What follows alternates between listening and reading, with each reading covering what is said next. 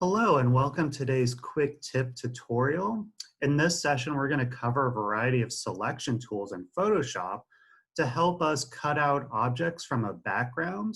We can use these objects or what we refer to as entourage for future graphic representations. This type of entourage could be, in this case, trees, it could be people, it could even be benches and other site amenities. This will help us generate a toolkit or catalog of these objects that we can use repetitively. For this example, we're going to focus on using trees. Trees are one of the more complex objects to cut out, right? We can see it's very organic and very complex. Trees are also a great thing to have in compositions. So we're going to look at a variety of ways to start cleaning these up. We might often start out with an image that we find online with a white background, but that still needs to get cut out so that we can see objects behind it. So we have our original image here. So I'm going to go through several tools to help us begin to clean this up. I'm going to start off with the very basic one of the magic wand tool. I think this is something we almost kind of immediately gravitate towards to help clean up this image. And it works pretty good in a lot of cases, but I'll show you some other options too. So with the magic wand tool, I'm basically just selecting pixels I want to get rid of. So basically all this white. So I'm going to go ahead and select it. I can now hit delete. And I can see that I've got this checkerboard or transparent background. I often like to include some additional background to help me see how well it gets cleaned out. So I'll first turn on my magenta or pink green screen, so to speak, to see just how well that works. And I can see that obviously there's a lot of white gaps left, and it'd be very tedious to kind of go in and cut those out too. So there's some settings we can change with this magic wand tool to help us that. So I'm going to undo that a couple times to get back to the original. I'll turn on that green screen again so I can see it immediately once I start to clean it off. But what I can do is also change my tolerance up here, and I can also unclick this contiguous button, which is basically going to select all the white in here, not just what's kind of bound by the edges of our tree. So by turning that off, I'm going to increase this to something like 40. And now I'll select, hit delete. And now we can see a much better cleaned out version of the tree. I usually, or I used to use this a lot, but now I've actually diverted to using some kind of sky background, because in reality, you're probably going to use something like this as a background image. So I like to use the sky because it does have the blue in it, which kind of helps blend with maybe some of the harsh edges that are really hard to avoid when you have something as contrasting as this pink background. So that kind of helps you understand how it's going to blend as well.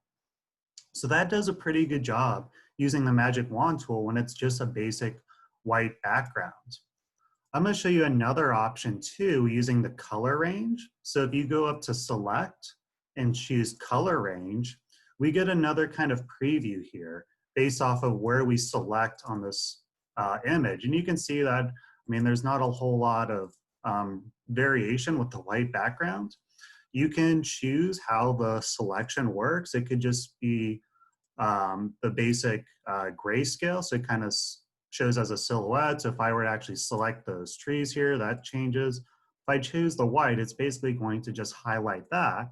Then I can even choose how much of that do I want it to capture. I can even start to grab some of those highlights in the tree, or I can try to keep it as much as just the profile of the tree in this 90 range. Sometimes I like to use the quick mask too to get an idea of what that those tones are that might start to get picked up. You can see as I start to drag it up, we start to get a little bit of that green coming through. So I'm going to keep it in this 90 range, hit OK, and now it reverts back to the original image. I can hit delete, and there you go. Now I have another nice clean version. So these work really well when it's just a basic white background. I'm going to show this one too. This is one of my favorite techniques of doing it, and you'll see how well it works in another example when we have a slightly different background.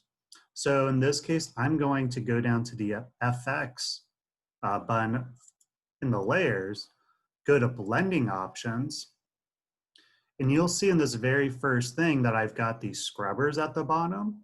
And basically what we want to do is use this top one for this layer and grab the white scrubber here on the right and start dragging it to the left. And you can see you have this kind of live preview, which is what I really like about it, that we don't have to wait to make the selection and then delete it. It immediately starts to fade it away, which is great.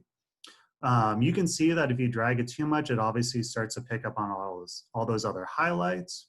So you can kind of get it to where you like it. If it still doesn't seem like it's working well though, you can actually hold down Alt on your keyboard to split the scrubber to help give it a range of blend, right? Instead of it just being a very stark contrast, you can use this to split it to help blend it too. Maybe you want the tree to have a little bit of transparency to it, but this helps blend it even more so. So this is one of my favorite tools. Like I said, you'll see how effective it works in some of the other images as well. And I can just hit OK.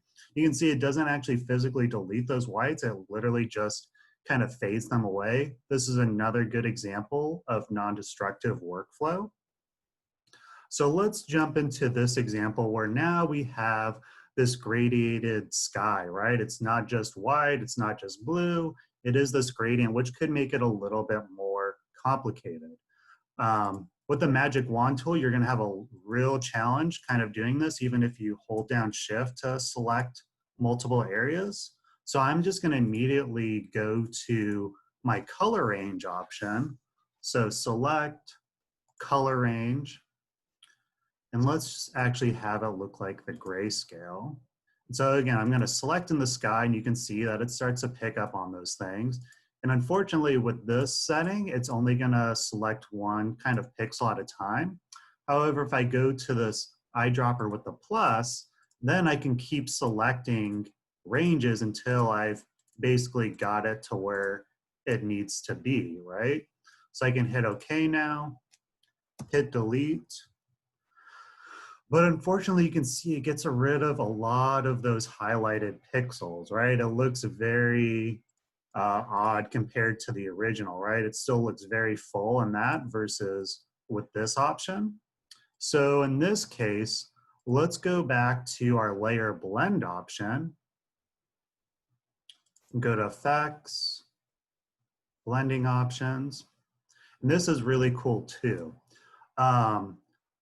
It's defaulted to a gray or black and white to blend. However, if you click on this dropdown, you'll see that you get your RGB values. And this is the other kind of benefit too of this, is because often we are removing a sky, which is going to, for the most part, be in the blue range. And we can actually use this now to start to fade away the blues from our image, which is really cool. Because now you can see, again, like we've retained still a lot of the actual fullness of the foliage in this tree.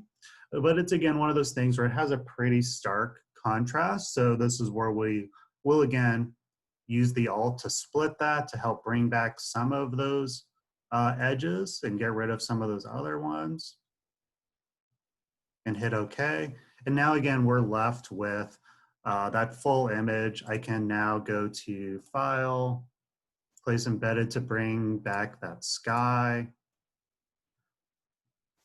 to help us really kind of understand the value of that too. And you'll see too that like there's still a little bit of that sky left, but this is the important thing to know when you're cleaning these things up, is that if you really kind of try to look at this as a full composition where everything's gonna have pixels in it, it starts to help with the workflow too, to not feel like you have to completely clean it up perfectly, but get it to a very believable state. So there you go. Very quick, easy way of using a variety of selection tools to clean up objects from photographs.